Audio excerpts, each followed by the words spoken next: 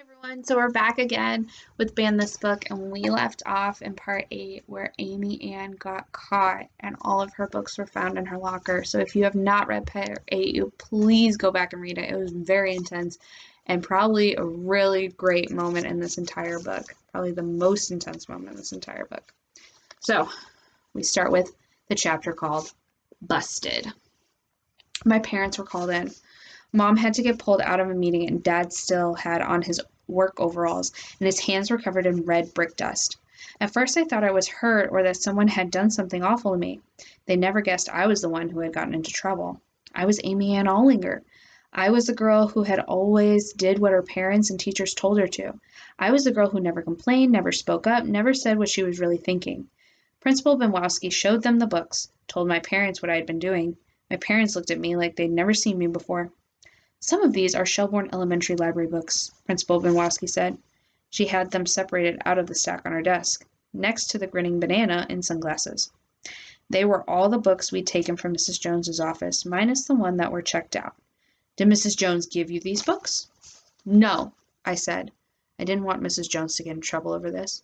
Just the thought of that made me even sicker than I was over getting caught. Are you saying you stole school property then? Principal Benwowski said. I didn't say anything. Amy Ann, this is no time to protect anybody, Mom said. Mrs. Jones is an adult. She's responsible for her own actions. She didn't know, I said. We took those books from the library. It's not stealing if you borrow a library book. That's what they're for. Who is we? Miss Benwowski asked. Stupid, stupid, stupid. I hadn't meant to say that. Nobody. I did it all by myself, I said. Principal Benwowski frowned. You're not going to tell me who else was involved in this with you? I hesitated, then shook my head and looked at the floor.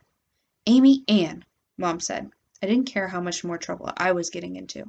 I wasn't going to drag Rebecca and Danny down with me. We'll find out, Principal Benwowski said. We'll be able to get back all the books she had loaned out from the other students, too. We had a list of all the students who checked out books from her little illegal library. She lifted a stack of index cards. My date due cards. I closed my eyes and tears came again. I should have listened to Rebecca. Never leave a paper trail. I'm going to have to write a letter home to the parents of each and every one of those children. Amy Ann explaining how an inappropriate and potentially harmful book came into their possession at my school, Principal Benwowski said. There may even be a lawsuit. You've hurt a lot of people with this little stunt. Principal Benwowski waited for me to say something in my defense, but I was done speaking up for good. As this is Amy Ann's first major offense, she won't be expelled, Principal Benwowski said. But for the theft of school property and for willfully defying the Wake County School Board, Miss Amy Ann is suspended for 3 days. Right and wrong. I couldn't very well stay with my dad at the construction site, so I spent the day at my mom's office. I did the homework Mr. Bond had sent home with me, then hid in the corner reading Indian Captive, which I checked out from the real school library. When I was finished with it, I just read it again. Like Mary Jemison, I swore I would bear my pain quietly without complaint. If I had been quiet before, I was going to be silent from now on. Speaking up just got you into trouble. Mom didn't have much to say to me all day anyway. I could tell she was really thinking about what to say and how to punish me, because getting suspended from school wasn't going to be enough. Parents can't ever let that bad stuff that happens when you make a mistake be all there is to it. They always had to add on more punishment of their own to remind you that they're in charge. That afternoon, I went to my room and, without being told to, crawled under the blankets on my bed. Normally, Alexis would have been using my bed for a ballet bar, but today she kept away. She snuck in one of her to get one tutu and slipped out again without saying a word. That was fine with me. I tried reading Indian Captive again, but I couldn't focus on it. All I could think about was all the kids who had borrowed books from me. They were all going to get sent letters home from school, and a lot of them were going to get in trouble. And it was my fault. Everybody who started to like me was going to hate me now. Dad brought me a dinner on a tray and told me I was going to come and see him and Mom both in the kitchen when I was done. No matter how slowly I ate, I knew I couldn't put it off forever. Halfway through, I couldn't eat anymore anyways. It was time to face my parents. Dad was doing the dishes when I came in and I sat at the table, and he called Mom in and dried his hands. The air felt heavier in the kitchen like someone had just died. Angelina appeared in the doorway. "Is Amy Ann in trouble?" she asked. Yes, genius, I thought, but I didn't say it. I was done talking. "Go back to the living room," Mom said. "Alexis, come get your sister and keep her in the living room, please." There were to be no witnesses for my execution. When Alexis and Angelina were gone, Mom and Dad shared another one of those looks. This one I could read. It said, "We better get this over with." I started to suck on my braids, but I knew that would just make Mom more frustrated, so I fought the temptation. "Amy Ann, we don't know where to begin," Dad said. "We're just so shocked you would even do this. It's so unlike you." I didn't say anything. "We're very disappointed," Mom said. "We expect better out of you. We expect you to set an example for your sisters." I didn't think I had any more tears left in me, but I started crying again. "On the other hand," Dad said, "we're proud of you for taking a stand." Mom and Dad shared another of their looks between them. "Frankly, we were getting worried that you never stand up for yourself, never speak up." I hiccuped a sob. What good does it do to speak up when no one listens to what I say? I thought, but I didn't say it. "Keeping all that inside isn't healthy," Mom said. "And we agree, there are times you have to stand up for what you want." "Or what's right," Dad said. "We don't necessarily agree with Principal Benwowski and the school board on this book banning business." I sniffed and rubbed my nose with my hand. I couldn't believe what I was hearing. Was I not going to get any more punishment? "But there's a right way and a wrong way to voice your objection," Mom said, "and this banned book library in your locker was the wrong way." Right. So I was getting more punishment after all. "You broke the rules, kiddo," Dad said. Right or wrong, the school board made decisions that those books weren't appropriate for elementary school students, and you have to respect that decision, Mom said. "You can't just decide that an adult tells you what an adult tells you is wrong and do whatever you want." But what if the adult was wrong? Mom and Dad just said they didn't agree with the school board. And what if the adults didn't play by their own rules? What was a kid supposed to do then? Just give up and do whatever they said? I wanted to argue with them, but I didn't. I just sat and stared at the table. "We'll deal with whatever else comes of this," Dad said. "I think Miss Benwowski's threat about lawsuits was a bit much. But I do think there's going to be some pretty angry parents.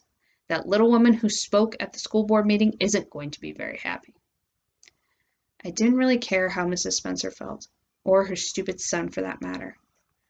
"There's something else we need to talk about, Amy Ann," Mom said. "Something even more disturbing to us. In talking with Principal Benwowski, we discovered that you haven't been attending any of the after-school activities you told us you've been doing." I reeled. This, on top of the BBLL suspension, I was totally blindsided. "Why have you been staying late after school if you're not in any of those clubs?" Dad asked. "Because I need some time to myself, because I don't have a quiet place of my own where I can just curl up in the corner and read a book and read," I wanted to tell them, but I didn't say anything. "More than anything, I think it's the lying that hurts us most, Amy Ann," my mother said. I started to cry again. I couldn't look at either of them in the face. I felt sick for lying to them. "Your father and I have decided to ground you for a week," Mom said. "We know that doesn't mean much, though, since all you do is sit in your room and read books. So we're not allowing you to read anything that isn't for a school assignment either." I felt dizzy. Not read for an entire week? What was I going to do? How was I going to survive? I was suspended. Everyone at school hated me, and I had nowhere to hide. My books were all I had left. My sobs overtook me. The phone rang, and Dad got up to answer it. "Hello? Yes. Oh, no. I don't think that would be a good idea. No, thank you, but no." He hung up.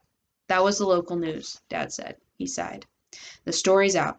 They were calling to see if they could interview Amy Ann about the locker library." "Great," Mom said. "That's just what we need. All right, Amy Ann, go to your room. Tomorrow you'll have to come in the office with me again. Bring your school books, but no other books. Understand?" I nodded and hurried away. Alexis wasn't in our room when I got there. I ran inside and threw myself on the bed, burying my face in the pillow to cry. I had ruined everything, everything. My friends were never going to talk to me again. My parents were never going to trust me again. Nobody was ever going to think of me as the good girl who did what she was told ever again. The dogs hopped on my bed and stuck their wet noses into my neck, trying to make me feel better. Amy Ann? It was Angelina. She was standing in the door at my room. The dogs must have come with her, and she and Alexis must have been loving this. Go away, I told her. My face was buried in my pillow. The dogs lay down with me, and my room got quiet, and I guessed Angelina had gone. Then I felt something nudge my arm, something soft and furry that wasn't one of the dogs. I opened my eyes. Angelina was gone, but she had left me her favorite stuffed pony to make me feel better. The latest casualty. I was in my room the night planning my escape to the Cameron Village Library from the mixed-up files style when I heard something about Shelbourne Elementary on the television in the living room. It was late. The new glow-in-the-dark alarm clock I had gotten for my birthday said it was 11:10 p.m., and Alexis was already asleep across the room. I slipped out of my bed, tiptoed down the hall to peek at the TV. They were showing pictures of my school while a woman explained all about the banned books locker library. They even showed a picture of me from last year's yearbook. I squeaked, but covered my mouth enough that Mom and Dad didn't hear me. On the couch, I saw my mom put her hands to her forehead like she had a headache. Mrs. Spencer came on then. Fourth graders aren't old enough to make decisions like this for themselves, she said. That's why we have parents. That's why we have a school board. A school board agreed that these books were inappropriate for elementary school children and students, in many cases harmful. The books were removed from the library for their protection. The reporter talked about how this all began, with the school board meeting where Mrs. Spencer got them to remove the books, and then a picture of Mrs. Jones came up on the screen.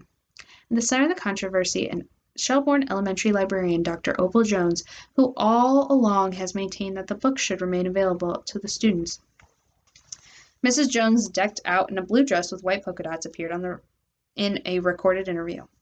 Every parent has the right to decide what their child can and can't read. What they cannot do is make that decision for everyone else, she said. It was the same thing she'd said at the school board meeting. Tonight, Mrs. Jones became the latest casualty in what observers call the Battle of the Books, the reporter said. The report cut to a man in a suit. Under his name, it said that he was a member of the school board. Whether deliberately or through negligence, Dr. Jones let the books circulate against the express order of the school board. As such, her contract has been terminated. Her contract has been terminated? That meant fired. Mrs. Jones had been fired, and it was all because of me. My glorious return. Dad drove me to the school my first day back from suspension, so I wouldn't have to ride the bus. I didn't want to have to sit there while Rebecca and Danny pretended to not know me. They probably still liked me, but now I was the girl who got everybody into trouble. They couldn't hang out with me anymore, and everybody would hate them too. I didn't blame them, but I just couldn't bear it. Not on my first day back. Dad knew I was scared to go back. He didn't even tell me not to suck on my braids. I don't know if he did it on purpose or not, but he dropped me off with a kiss right as the first bell rang, so everyone was already in class when I walked down the hall. I was going to get a tardy slip, but I wasn't too worried about it. Not like I would have been before. I wasn't the good girl anymore. I had just been suspended for 3 days. Being on time for class didn't really seem all that important anymore. I was glad nobody else was there when I got to my locker. Every day, I went straight to my locker and put the combination on my lock to open it, but the lock was gone, of course. Mr. Crutchfield had cut it off. Suddenly, it was 3 days ago, and I was standing exactly where I was now, and I was watching Principal Benwowski open my locker and pull out all the banned books, and I was crying in front of everyone. I started to cry again now, but not as bad. Just as a tear or two, I wiped my eyes with the back of my hand. I was going to have to open my locker again, put my books in, and get to class. At least now, it would be empty, and I could put all my school books in there without having to lug them around. But it wasn't empty. When I opened my locker, folded notes spilled out of my locker onto the floor, dozens of them. My locker mailbox had been stuffed full, and when more notes wouldn't fit, they piled up inside my locker. I opened one with a big, pink, loopy handwriting. AA. I'm so sorry you got suspended. Hang in there. Jana. Another one said, Dear Amy Ann, my parents got a letter telling them I checked out a book from the BBLL, and they didn't care. It stinks that you got suspended. Principal Banana is a doofus. Kevin. They were all like that. Fourth graders writing to tell me they were sorry I got suspended, that Principal Benwowski and the school board were wrong, that their parents had gotten the letter Miss Benwowski said she would write, but either their parents didn't care or they didn't care that the parents were upset.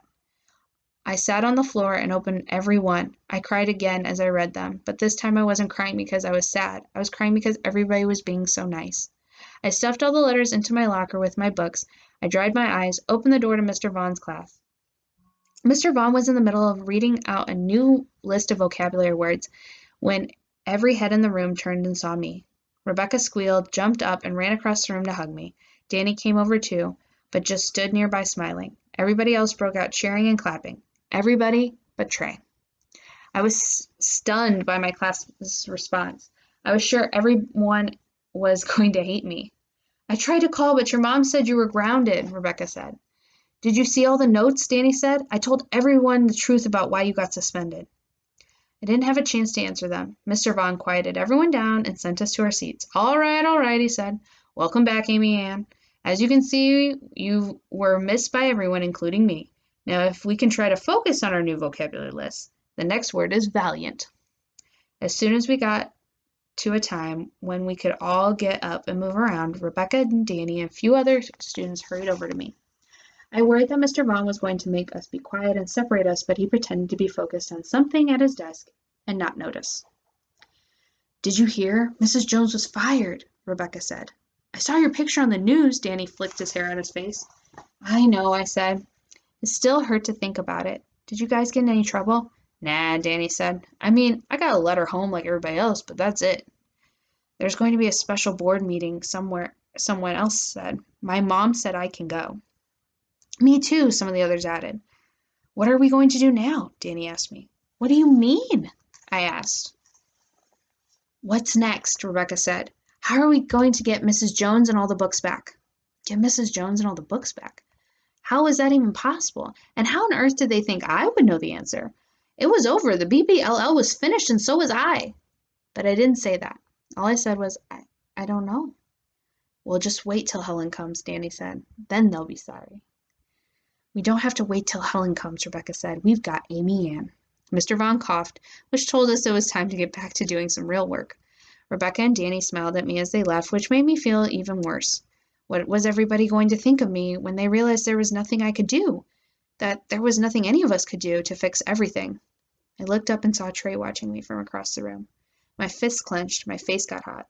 In 3 days since I'd been suspended, I felt sad. Then sorry, then hopeless, then depressed, but now I was just mad, and I was just starting to think that giving Trey a big old knuckle sandwich might be worth another 3-day suspension. The Mirror Universe. I was marching across the cafeteria to give Trey a piece of my mind, and maybe a piece of my fist, when Jeffrey Gonzalez appeared in front of me like somebody transported in one of those science fiction shows he watched. I almost knocked him over. Hey, Amy Ann, he said. Hey, Jeffrey, I said. Excuse me, I need to go and punch someone in the face. Jeffrey looked nervously behind him, wondering who I was talking about. Okay, he said. I just wanted to say I was sorry, for getting you suspended. I stopped. What? I'm sorry I got you suspended, Jeffrey said. He looked a little worried. I was going to punch him instead. How did you get me suspended? I asked. It was the book you gave me, Bridge to Terabithia. I read it, and it made me think about my grandmother who died. When I finished it, I got really upset. My heart sank. I felt awful. I hadn't meant for Bridge to Terabithia to make Jeffrey feel bad. I just thought maybe reading about somebody else who lost someone suddenly would make him understand he wasn't alone. Maybe show him there was a way out of the sadness. No, not like that, he said, seeing the worry on my face. I mean, it made me cry. Jeffrey looked around embarrassed, and I couldn't stop crying. That's when Mom and Dad came into my room, and I kind of let it all out. I hadn't really cried since Grammy died. I guess I needed to. Anyway, Mom and Dad saw the book that did it, and so they called the principal, but not because they were mad. They called to say how great it was that Mrs. Jones had given me this book. I saw it all in my head. Jeffrey's parents called to tell Principal Benwowski how Mrs. Jones helped Jeffrey by giving him the right book, and how wonderful Miss Benwowski said, what book, Bridge to Terabithia, they said, alarm bells go off in Principal Benwowski's head. She's heard that book, and it was on the banned book list. She goes to Mrs. Jones. Mrs. Jones says she never gave any of those books to anybody. It's right back there on the shelf. No, it isn't. It's then where did Jeffrey get it? They made me tell it, Jeffrey said. I'm so sorry. I never meant to get you in trouble, and neither did my parents. They're really sorry, too. They said they would call your parents and let them know. I looked at Trey across the room, drawing in his sketchbook. A minute ago, I was ready to kill him for ratting me out. But it turned out he didn't have anything to do with it after all. It's okay, said Jeffrey. I'm glad you feel better. It's okay, I told Jeffrey. I'm glad you feel better. You got really mean there for a little while. I know, said Jeffrey. That was the mirror universe me. The mirror universe you? Yeah, he said. In Star Trek, there's a mirror universe, and everybody there is the opposite of what they are in the universe. So if you're good here, then you're bad there. The mirror universe Jeffrey took over for a little while, but Jeffrey Prime is back now. He was losing me. Well, whoever you are now, I'm glad you're back. Jeffrey smiled and saluted me with his fingers in a V shape. Live long and prosper, he told me. You too, I said. Instead of marching across to Trey, I went and stood in the cafeteria line, thinking about the mirror universe Amy Ann. Which one was the good one, and which one was the bad one? The Amy Ann who never spoke and never got into trouble, or the Amy Ann who refused to accept a bad decision by the school board and did something about it? The biggest idea. The library is a very different place without Mrs. Jones in it. I stood at the entrance between the two pedestals with the book detectors in them, but even for me, from there I could feel the difference. It was quieter in the library and sadder. It made my chest ache like I had fallen off my bike and gotten a wind knocked out of me. The library had been the only place in the world I loved, the only place that felt like it was all mine, even if other people were there at the same time. The school library had been my home, but this wasn't my home, or my library anymore. I didn't want to go one step further into the place, but I needed to return Indian captive. I crept up to the front desk. There was another lady sitting there, a substitute for Mrs. Jones. She was a big white woman like Mrs. Jones and had glasses on a chain just like Mrs. Jones, only hers were square. She wore a colorful dress like Mrs. Jones did too, only it was red and white stripes, not polka dots. She looked up from her copy of one of those celebrity gossip magazines and said, "Yes." It was creepy. Mrs. Jones should be sitting there, not this person. Then I realized who she was. She was the mere Mrs. Jones. I'm just returning a book, I said. I dropped it on the counter and ran. Right into Trey McBride. Neither of us fell down, but a sack of papers he had been carrying went flying across the floor. Sorry, I said. Shh, mere Mrs. Jones said. The real Mrs. Jones never shushed people in the library. I immediately bent to help Trey pick up his papers until I finally saw what it was I was picking up. Wait, what is this? I asked him. It's their request for reconsideration forms? The forms Mrs. Jones was always telling Trey's mom she had to fill out if she wanted to challenge a book. I flipped through them. Each and every one was a request for reconsideration form for a different book that hadn't been banned. Not yet. These forms were asking that they all be removed from the library. But that wasn't the worst part. The worst part was that they hadn't been filled out by Mrs. Spencer. These are all in your handwriting, I said. No talking, mere Mrs. Jones barked, making me jump. I pushed the papers back to Trey's hand and kept on pushing them back out into the hall. You're as bad as your mom, I yelled at him when we were out of the library. He started to say. It's bad enough she already banned half the books in the library. Now you have to go and ban the other half, I said. I didn't know if this was the real Amy Ann or the mere Amy Ann, but she was back and she wasn't going to be quiet anymore. Trey tried to say, but I cut him off. At first, I hated you, I told him. You drew that awful picture of me of a mouse last year and hurt my feelings. Then we had to work together on our Bill of Rights project, and I thought you were different, and I started to like you. Then I thought you ratted me out and got me and the locker library busted, and I hated you all over again. Trey frowned. But then I found out it wasn't you who turned me in, and I started to like you again, and now this? I snatched the papers back from him and read the titles he wanted to ban. Sounder, The Indian in the Cupboard, The Chronicles of Peerdane, My Teacher is an Alien, The Kid Who Only Hit Homers. Are you kidding with this? If you just let me... What's going to happen when you challenge every single book in this library? I asked him. What then, Trey? I'll tell you what will happen. You challenge every book in the library for every stupid little reason you can think of, and there won't be a single book left on our shelves for anyone to check out. Exactly, Trey said. You, what? I said. I didn't understand seriously what he was trying to do. Are you finished? Trey said. Can I talk now? I nodded, still confused. Okay, first, you hated me because of the picture I drew of you last year. My face burned hot. I couldn't believe I'd actually told him that. But this was the new Amy Ann, the one who wasn't going to keep quiet anymore. I took a deep breath. Yes, I said. You drew me as a mouse. Reading a book, Trey said. But I'm a mouse? Everybody else was a lion and eagles and cheetahs and things. Mice are quiet, Trey said. Timid? I huffed. Yes, so were you. I mean, you're not now, he said, straightening his shirt from where I'd pushed him. You were always had your nose in a book, and you never said anything. And whenever anybody did say something to you, it was like you were having a conversation with them in your head, but you never said any of it out loud. That's crazy, I wanted to tell him. I don't have conversations with other people in my head. Then I blushed. He was right. I did it all the time. I was doing it again right now. You're right, I said. I hated to admit it, but it was true. I'm sorry I hurt your feelings, Trey said. I didn't mean to do it. It's just how I saw you. I wouldn't draw you the same way now. Okay. So what's the deal with those requests for reconsideration forms? I asked him. Trey smiled. What's a better way to show everybody how stupid it is to ban books than to take it as far as it can go? Once you ban one book, you can ban them all. He tried to straighten the mess of papers in his arms. This is just a start. When I'm finished, there won't be one book left in Shelbourne Library shelves. Just wait until the TV cameras get a load of that. So, you really don't want those books banned? I asked. I never wanted any books banned, Trey said. That was all my mom's idea. I like Captain Underpants. I'm trying to draw books just like that. Of course, Trey's mom hadn't known about Captain Underpants until he checked it out from the library in the first place. And every time I saw him, Trey was drawing. That must be why Mrs. Jones introduced him to Dave Pilkey. She knew he was trying to draw books like Captain Underpants. I'm sorry, I said. I'd always thought you agreed with your mom.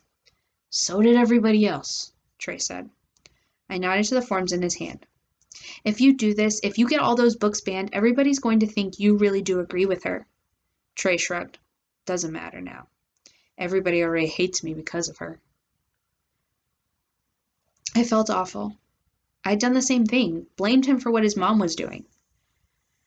I'm the one to do it, Trey said. Maybe in the end everybody will see why I did it, if they don't kill me first. There's thousands of books, I said. It'll take you all year, and they'll probably figure out what you're trying to do before you can finish. Trey shrugged again. I have to do something. I knew exactly what that meant, what he meant. It was the same way I felt when I started the BBLL, and it was exactly the same way I felt now. Don't turn those in, I told him. Not yet. Turn them in all at once. When? He said. Like you said, that'll take forever. It needs to happen now, while people still care. I know, I said, which is why we're going to need some help. We, said Trey. We, I said. All right, we're going to leave it there. I wonder what she and Trey are going to do. Stay tuned for next time. Bye, guys.